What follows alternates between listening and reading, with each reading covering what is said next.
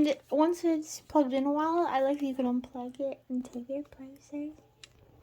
With like while it's unplugged, it lasts a while, which is nice. And it has cute little lovers on bikes, and I love it. I mixed these two. I like the one up here is like a little kiss. They're kissing. This like you kind of could have both. But the only thing is like, you know, you have lots of projectors. I have lots of star projectors now, different kinds. It's just a little bit weak.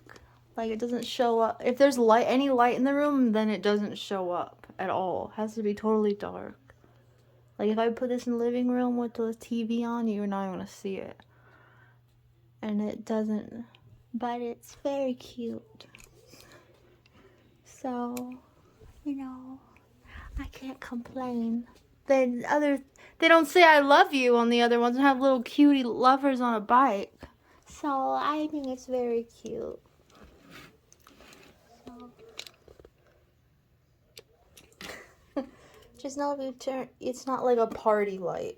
This is just like a personal, you're sitting in the dark room light. If the TV's on, you're not gonna see it. Aww, how cute though.